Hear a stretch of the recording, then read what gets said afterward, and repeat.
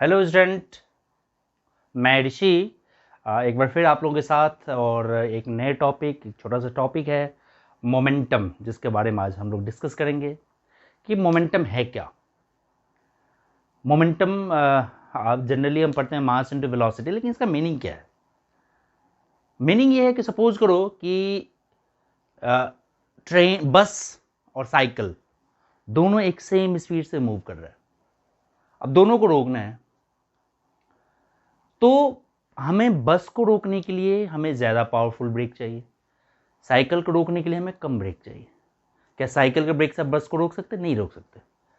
तो क्योंकि quantity of, ये जो कंसेप्ट है, ये क्वांटिटी ऑफ मोशन का कंसेप्ट है कि कितना क्वांटिटी ऑफ मोशन बस कंटेन कर रहा है, कितना quantity of motion cycle contain कर रहा है, उसी क्वांटिटी ऑफ मोशन पे डिपेंड कर रहा है उस किस में कितना ब्रेक लगेगा, किसी को रोकने के लिए कितना ब्रेक चाहिए। तो ये सारा कंसेप्ट जो है क्वांटिटी ऑफ मोशन का, वो हम आज पढ़ेंगे, दैट इज मोमेंटम के बारे में।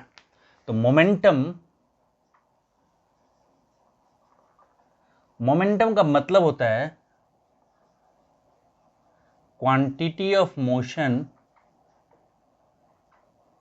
possessed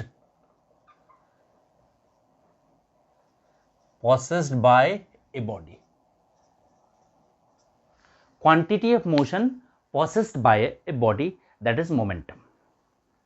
अब ये क्वांटिटी ऑफ मोशन कौन कितना प्रोसेस कर रहा है, इस पे भी डिपेंड कर रहा है।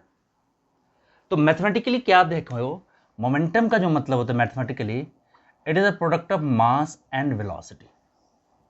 Momentum it is a product of mass and velocity, ये मैथमेटिकली है।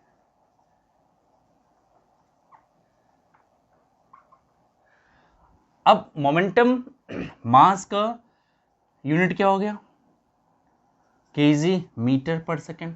Velocity that is the momentum P, तो पी का यूनिट जो हो जाएगा केजी मीटर पर सेकेंड। और डायमेंशनली देखो, मोमेंटम का मास का हो गया एम, वेलोसिटी का L T minus one, that is the dimension of P momentum. तो momentum it is a product of mass and velocity, and अगर हम ऐसे कहें इसको, तो it is the quantity of motion content in a body. Suppose को मेरे पास दो बॉडी है, ठीक है, हमारे पास दो बॉडी है। एक बॉडी है, दो बॉडी का पहला केस हम ले रहे हैं कि मास सेम है। मास केस फर्स्ट पहला ले रहे हैं, if mass of two bodies are equal. दो बॉडी है, दोनों का मास इक्वल है, यानी पहला का एम मोमेंटम m1 v1 और दूसरा का मोमेंटम है m2 mv2, यानी दोनों का मास सेम है। दोनों का मास सेम है, इसका मतलब है p1 v1 is equals to p2 v2, p1 v1 is equals to p2 v2। मतलब कि जिसका वेलोसिटी ज्यादा है, जिस बॉडी का वेलोसिटी ज्यादा है, उसका मोमेंटम भी ज्यादा होगा। अगर if there are two object which have same masses, तो मोमेंटम किसका ज्यादा होगा? तो जिस बॉडी का वेलोसिटी ज्यादा होगा, यानी डायरेक्टली डिपेंड है। यानी वेलोसिटी एंड मोमेंटम इस केस में, यानी इसको ऐसे भी कह सकते हो कि P1 by P2 is equals to V1 by V2। तो पहला केस, इफ मास कांस्टेंट है दो बॉडी का, तो मोमेंटम जो है is directly proportional to V, ठीक है ना। एक लाइटर बॉडी है, एक मतलब दो बॉडी है, इक्वल है दोनों का, जिसका वेलोसिटी ज्यादा है उसका मोमेंटम ज्यादा है। मतलब इसको ग्राफिकली अगर हम देखेंगे, तो मोमेंटम वर्सेस वेलोसिटी ये इस तरह ग्राफ बनेगा डायरेक्टली। कब? इफ m जो है कांस्टेंट है, दोनों बॉडी का मास सेम है, ठीक है। केस सेकंड देखो, अगर दो बॉडी है, दोनों का मोमेंटम सेम है, इफ टू बॉडीज, यानी पहला केस आया अगर मास इक्वल है, सेम है तो मोमेंटम डायरेक्टली डिपेंड कर रहा है वेलोसिटी पे। केस सेकेंड है, इफ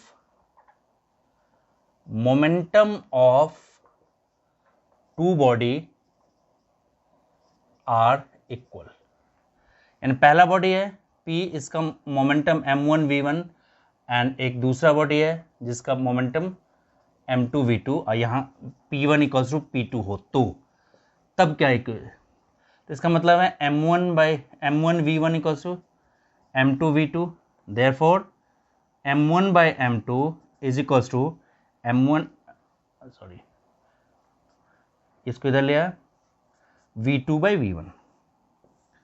ठीक है, अगर दो बॉडी है दोनों का मोमेंटम सेम है, मोमेंटम कांस्टेंट है, तो यहां पे जिसका मास ज्यादा होगा उसकी वेलोसिटी कम है। सपोज करो कि एक ट्रेन है, ठीक है, ट्रेन है और ये यहां पे एक बुलेट है, बुलेट है, ये ट्रेन है। अब दोनों का मोमेंटम सेम है, दोनों का मोमेंटम सेम है, तो दोनों का मोमेंटम अगर सेम है तो जिसका मास ज्यादा होगा उसकी वेलोसिटी कम है, तो ट्रेन का मास ज्यादा है तो ट्रेन की वेलोसिटी क्या होगी, कम होगी। तो केस पहला केस था जब दो ऑब्जेक्ट का मास सेम है, उस केस में मोमेंटम डायरेक्टली डिपेंड कर रहा था वेलोसिटी पे। दूसरा केस हमने लिया कि जब दो ऑब्जेक्ट का मोमेंटम सेम है तो mass is inversely proportional to velocity, ये इनवर्स रिलेशन हो गया, यानी mass is inversely proportional to velocity at constant momentum. तो दूसरा अगर हम ग्राफ देखेंगे ये इस तरह का ग्राफ बनेगा, P m versus V eight constant momentum. अगर दो ऑब्जेक्ट, जैसे हमने एक एग्जांपल लिया, एक ट्रेन है एक बुलेट है, दोनों का मोमेंटम सेम है, तो किसकी वेलोसिटी ज्यादा होगी, ट्रेन की वेलोसिटी कम होगी, बुलेट की वेलोसिटी ज्यादा, क्योंकि बुलेट का मास कम है। तो at constant momentum mass is inversely proportional to velocity. अब एक और केस देखो, थर्ड,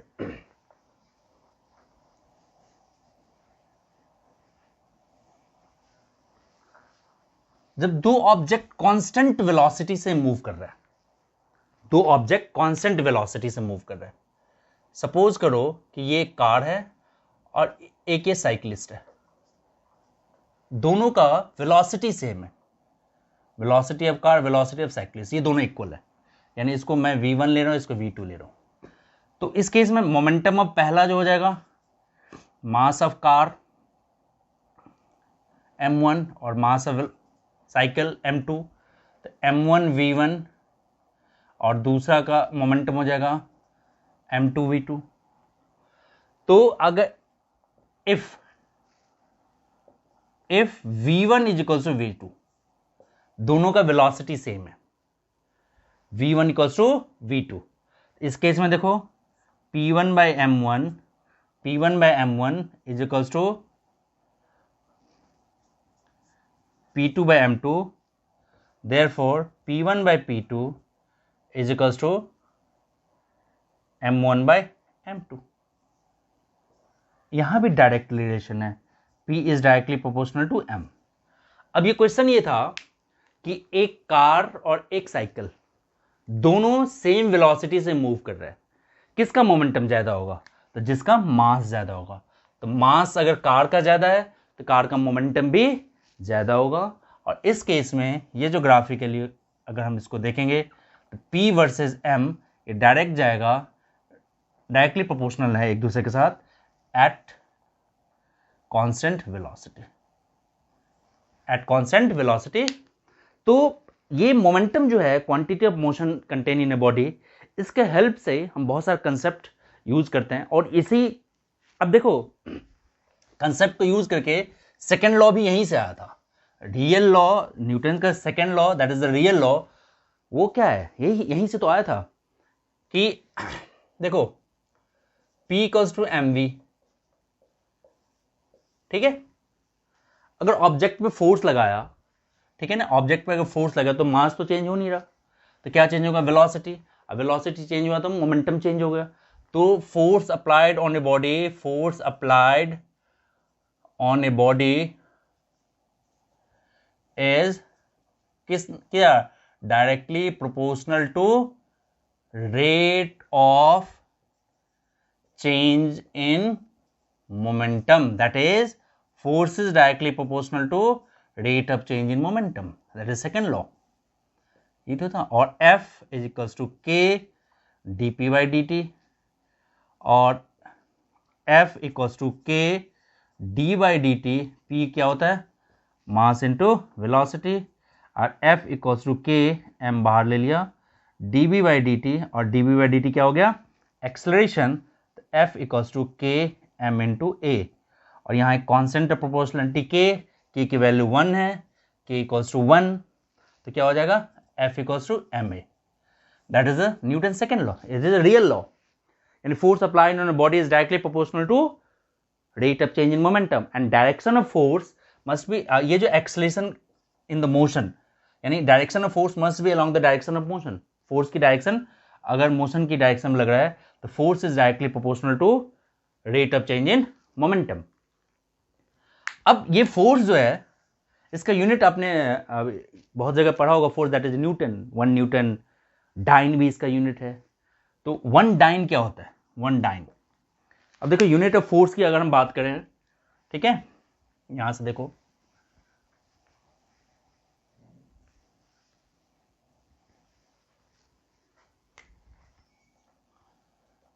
यूनिट ऑफ फोर्स पहला था 1 डाइन। 1 डाइन, 1 डाइन का मतलब है कि एक 1 ग्राम ऑब्जेक्ट को 1 सेंटीमीटर पर सेकेंड स्क्वायर की स्पीड से मूव कराने के लिए जितना फोर्स चाहिए, that force is called 1 dyne. 1 dyne मतलब 1 gram 1 centimeter per second square, यानी force equals to M A. Mass कितना होना चाहिए, 1 ग्राम, और acceleration 1 centimeter per second square. यानी एक 1 ग्राम ऑब्जेक्ट को मूव कराने के लिए जितना आपको फोर्स लगेगा किस एक्सेलरेशन से, इसके लिए acceleration must be 1 centimeter per second square.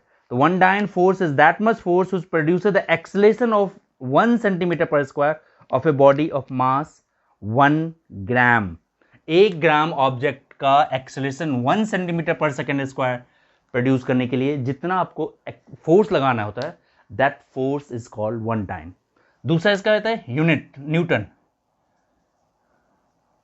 1 Newton, 1 Newton force क्या होता है, 1 न्यूटन फोर्स कहता है कि 1 केजी ऑब्जेक्ट है, जैसे 1 डाइन हमारा है, 1 dyne equal to 1 centimetre motion का 1 ग्राम ऑब्जेक्ट की मोशन 1 सेंटीमीटर लाने के लिए जितना आपको फोर्स रिक्वायर हुआ, that force is called 1 dyne. 1 newton कहता है एक 1 केजी ऑब्जेक्ट, मास कितना है, मास है इसका 1 केजी, और एक्सेलरेशन है 1 मीटर पर सेकेंड स्क्वायर, ठीक है। तो 1 newton equals to 1 kg metre per second square, मतलब कि एक 1 केजी ऑब्जेक्ट को 1 metre per second square move कराने के लिए जितना आपको फोर्स चाहिए, that force is called 1 Newton. 1 Newton is that force is required to produce a motion of object with the acceleration of 1 meter per second square. Gram weight. अब देखो next, Newton gravitational unit of force क्या होता है, gravitational unit of force क्या कहता है, एक आप यूज करते होगे 1 ग्राम, ठीक है, 1 ग्राम वेट। वेट का मतलब है force of attraction by earth towards its centre, किसी भी ऑब्जेक्ट को अर्थ जिस फोर्स से अपने सेंटर की तरफ पुल कर रहा है, that is the weight. 1 gram weight यानी 1 gram into 981 centimetre per second square. 1 gram weight का मतलब है कि that gravitational force which produces an acceleration of 981 centimeter per second square of 1 gram object. 1 gram object की acceleration अर्थ की तरफ 981 centimetre per second square produce करने के लिए जितना आपको फोर्स लगता है, that force is called 1 gram weight. 1 kg weight, आप बहुत 1 केजी वेट यानी 1 केजी ऑब्जेक्ट में acceleration 9.8 metre per second square produce करने के लिए जितना आपको ग्रेविटेशनल फोर्स लगता है, that gravitational force is called 1 kg weight. 1 kg weight का मतलब है 9.8 kg metre per second square, ठीक है। और केजी मीटर पर सेकेंड का newton, that is 9.8 newton. 1 kg weight, 1 kg weight का मतलब है कि एक 1 किलो ऑब्जेक्ट, 1 केजी ऑब्जेक्ट जिसको अर्थ अपने तरफ पुल कर रहा है और उस प्रोसेस में अगर acceleration 9.8 metre per second square हो रहा है तो हम कहते हैं उसमें 1 केजी वेट का फोर्स लग रहा है, ठीक है। तो जब ये इस तरह के यूनिट क्वेश्चन में लिखा होता है, आप करते समय ध्यान रखना है इसको कैसे हमें सॉल्व करना है, ठीक है। अब सपोज करो रिजल्टेंट वेट हम कैसे निकालेंगे। तो रिजल्टेंट का हम लोग ने वेक्टर में पढ़ा था, आर इक्वल से क्या होता है, A square plus B square plus 2ab cos theta, A square plus B square plus 2ab cos theta. अब सपोज करो कि एक ऑब्जेक्ट ये है और इसमें एक फोर्स लग रहा है इधर 5 न्यूटन का, एक फोर्स लग रहा है इधर दैट इज 3 न्यूटन का। What is the resultant force? आपने बहुत इस तरह का रिजल्टेंट फोर्स जो पढ़ा था, ये थीटा अगर 90 डिग्री है तो क्या हो गया, 5 का स्क्वायर 3 का स्क्वायर 2 5 ab यानी 5 into 3 into cos 90, cos 90 zero, पूरा जीरो हो जाएगा तो 25 प्लस 9, ठीक है। इस तरह से अंडर 34। अगर ये यही फोर्स दो अपोजिट डायरेक्शन में निकल रहा है, ये 5 न्यूटन और ये निकल रहा है आपका 3 न्यूटन, ठीक है, तो फिर ये क्या फोर्स होगा? तो जनरली आप देखोगे तो वही सीधे कह दोगे 2 न्यूटन नेट फोर्स है इसमें, नेट फोर्स जो है इसमें 2 न्यूटन लग रहा है। लेकिन अगर इसको हम इसी फॉर्मूले से करें तो वही फोर्स क्या हो जाएगा, ये हो जाएगा 5 का स्क्वायर प्लस 3 का square plus 2 into 5 into 3 into cos 180 degree, cos 180 -1 होता है तो ये हो गया 25 प्लस 9, ये -1 हो गया तो 10 30, ठीक है। तो 34 का root -30 that is equal to 2 newton. तो ये वही कंसेप्ट है, आप नेट ऐसे एक प्रॉपर वे में निकालना, ये नहीं कि आप सीधे देख रहे हो कि ये माइनस कर दें, ठीक है। अगर ये सेम डायरेक्शन में एक्ट होगा तो आप ये कहोगे कि 5 न्यूटन और यही जो अगर 3 न्यूटन ऐड हो गए आप कह दोगे 8 न्यूटन। लेकिन ये यहीं से आया है, ये क्या हो जाएगा रिजल्टेंट फोर्स। रिजल्टेंट फोर्स यहाँ भी हो गया 5 का स्क्वायर 3 का square 2 into 3 into 5 plus into cos 0 1 होता है तो कॉस 0 1 हो गया 25 प्लस 9, तो ये कॉस 0 1 प्लस 30 या under root 64 that is 8 newton. तो ये इस तरह के मल्टीपल फोर्स जब एक ऑब्जेक्ट पे एक्ट हो तो आप इजीली फाइंड आउट कर सकते हैं, ठीक है। अब देखो एक और क्वेश्चन है,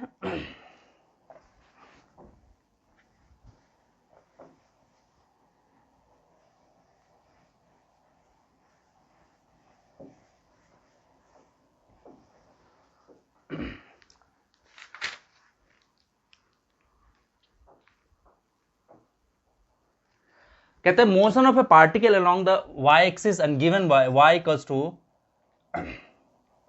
ut plus half at square, ut plus half at square. कहते हैं फाइंड द फोर्स एक्टिंग, एक जगह पे जी है, ये मोशन है, motion of particle along Y axis, find the force F क्या होगा। वाई एक्सिस के अलोंग मोशन है तो ये डिस्प्लेसमेंट है, तो सबसे पहले तो वेलोसिटी निकाल लो। वेलोसिटी क्या हो गया dy by D T, U T का क्या हो गया u plus 1/2 G T square का हो जाएगा 2t, यानी वेलोसिटी आ गया u प्लस जी टी। अब एक्सलेशन क्या हो जाएगा dv बाई डी टी, तो यहाँ पे एक्सलेशन जब करेंगे तो u का 0 gt का g, तो एक्सलेशन ये देयरफॉर फोर्स जो होता है ma that equals to mg, that is the force acting on a body moving along the X axis. ये इस तरह से इसका कंसेप्ट फाइंड आउट हो जाएगा, ठीक है। अब ये फोर्स तो हमने फाइंड किया, अब ये टोटल इफेक्ट ऑफ फोर्स जो है, total effect of force on a body, that is called impulse. एक लार्ज फोर्स एक छोटे समय के लिए हमने ये मारा है, अब ये एक इंपल्स है। अब क्रिकेटर आता है, बॉल बैट से हिट कर देता है, तो उसमें क्या है, एक छोटे से टाइम इंटरवल के लिए एक लार्ज अमाउंट ऑफ फोर्स किसी ऑब्जेक्ट पे एक्ट हुआ, तो टोटल इफेक्ट ऑफ फोर्स जो हो रहा है that is called impulse. Impulse, impulse that is total effect of force. Mathematically impulse जो है फोर्स इनटू टाइम होता है, इंपल्स फोर्स इनटू टाइम। इसको ऐसे भी देख सकते हो कि हमने पढ़ा था force equals to rate of change in momentum and F into D T क्या हो जाएगा, डीपी। तो टाइम जब जीरो है तो मोमेंटम भी इनिशियल होगा, तो मोमेंटम कहां से कहां चेंज होगा, इनिशियल टू फाइनल। जब टाइम कहां से कहां तक चेंज होगा, जीरो टू टी। जब इसको इंटीग्रेट करेंगे तो डी टी का हो गया टी, जीरो टू टी, ये हो गया डीपी का P, that is P I से P final on F T minus zero equals to P F minus P I. यानी इंपल्स जो है force into time that is change in momentum, change in momentum. यानी constant force किसी भी object पे जब एक कांस्टेंट फोर्स एक्ट हो रहा है तो उस केस में फोर्स जो है किसके, इंपल्स जो होगा चेंज इन मोमेंटम के इक्वल होगा। इसको हम इंपल्स मोमेंटम थ्योरम भी कहते हैं कि total constant force acting on a body is always equals to change in momentum. ठीक है, अब यहां से देखो फॉर एग्जांपल एक ऑब्जेक्ट गया इस वॉल को हिट किया, ये u वेलोसिटी गया, इसी वेलोसिटी से वापस आ गया, तो ये जाते समय जिसका डायरेक्शन था ये था पॉजिटिव डायरेक्शन, वापसी आते समय ये अगर ओरिजिनल है तो नेगेटिव, तो जाते समय इसका मोमेंटम क्या हो गया, mv mu, वापसी आते इनिशियल फाइनल मोमेंटम क्या हो गया, mu, लेकिन डायरेक्शन इसका क्या नेगेटिव, तो mu। तो चेंज इन मोमेंटम कितना हुआ, इसका इंपल्स कितना हुआ, फाइनल माइनस इनिशियल, तो change in momentum that is final minus initial, that is mu minus mu, that is minus 2 mu। तो चेंज इन, अगर इसको हम नेगेटिव पॉजिटिव अपने अकॉर्डिंगली ले सकते हैं, आप हम इसको नेगेटिव ले लें, इसको पॉजिटिव ले सकते हैं, तो आप अपने अकॉर्डिंगली इसको नेगेटिव पॉजिटिव यूज कर सकते हैं। ठीक है, तो change in momentum is known as impulse. एक और एग्जांपल देखो,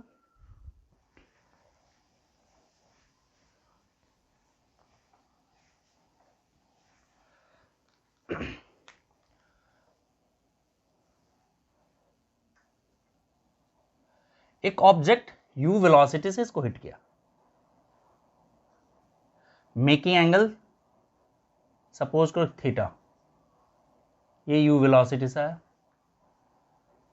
और ये u वेलोसिटी से, तो मोमेंटम x एक्सिस के लॉन्ग इनिशियल मोमेंटम कितना होगा, इस वाले इनिशियल ये जो आ रहा था इसका जब यहाँ आने के बाद ये कंपोनेंट टूटा है तो ये हो जाएगा u cos थीटा, और momentum along y axis initial momentum क्या हो जाएगा आपका u sin थीटा, लेकिन ये नेगेटिव है इसलिए नेगेटिव है क्योंकि ओरिजिन है तो y पॉजिटिव, ये y नेगेटिव।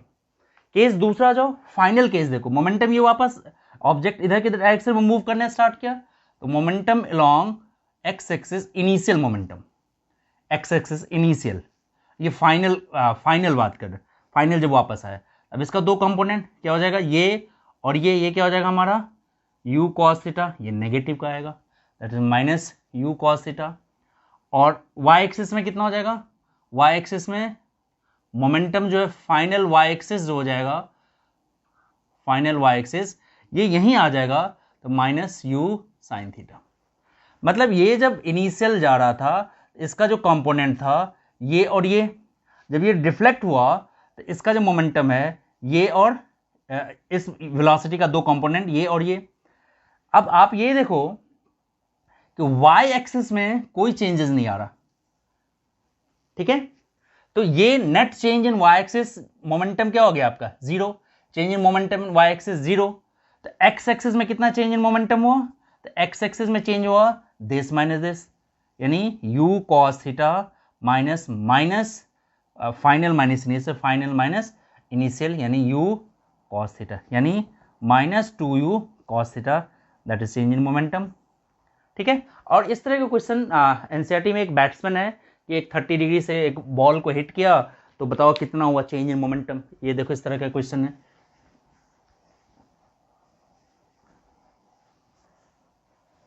क्वेश्चन ये कहता है कि एक बॉल जो है, ये कोऑर्डिनेट हमने बनाया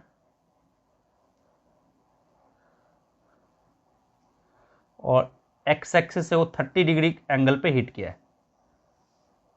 ये 30 डिग्री का एंगल, सपोज को 20 मीटर पर सेकेंड से एक बॉल आ रहा है और ये इसी एंगल से 30 डिग्री से ये डिफ्लेक्ट हो गया, ये भी एंगल 30 डिग्री, ये X, X dash, Y, Y dash. तो चेंज इन मोमेंटम कितना हुआ, तो सिंपली ये इनिशियल था, ये u1 और ये फाइनल भी आपका, फाइनल वेलोसिटी भी 20 मीटर पर सेकेंड। अब डायरेक्ट भी यूज़ कर सकते हैं जो फॉर्मूला हो, लेकिन अभी हम एक बार इसको सॉल्व करते हैं। जब ये आ रहा है, इसका ये डायरेक्शन वेलोसिटी है, इसका दो कंपोनेंट ये और ये अगर 30 है तो ये क्या हो जाएगा 30 डिग्री, तो ये हो जाएगा आपका u cos 30 डिग्री और ये हो जाएगा u sin 30 डिग्री। तो momentum of along X axis initial, X axis के अलोंग मोमेंटम क्या हो गया हमारा u cos 30 और momentum along Y axis initial, ये y के नेगेटिव डायरेक्शन में जा रहा है इसलिए माइनस u sin 30, u दिया हुआ 20, बाद में पुट करेंगे इसको u की वैल्यू को। फिर ऐसे ही मोमेंटम एक्स एक्सिस के अलोंग फाइनल, फाइनल इधर ये डायरेक्शन ये, इसका दो कंपोनेंट ये और ये थीटा है तो ये हो जाएगा हमारा u cos थीटा और ये इसी में क्या हो जाएगा u sin थीटा। अब देखो जब फाइनल हुआ तो y के ये जो कंपोनेंट है नेगेटिव एक्स डायरेक्शन में जा रहा है इसलिए माइनस u cos 30 और momentum of along y axis final, तो फाइनल वही आ जाएगा हमारा क्या माइनस u sin 30। तो y एक्सिस में नो चेंज, यानी change in momentum along y axis that is zero. तो change in momentum along x axis क्या हो जाएगा final minus u cos 30 minus u cos 30, यानी हो गया 2u cos 30। अब 2u आपको दिया ही हुआ है, अब इसमें पुट कर दो, इजिली फाइंड आउट हो जाएगा। तो ये हमारा आज का बेसिक कंसेप्ट था। नेक्स्ट क्लास में हम लोग कनेक्टेड मोशन की बात करेंगे। मोशन जब ऑब्जेक्ट में जब दो अभी हमने जो एक डिस्कस किया था 2-3 फोर्स जब एक साथ एक्ट होगा तो उस केस में नेट फोर्स क्या होगा। आज के लिए बस इतना ही।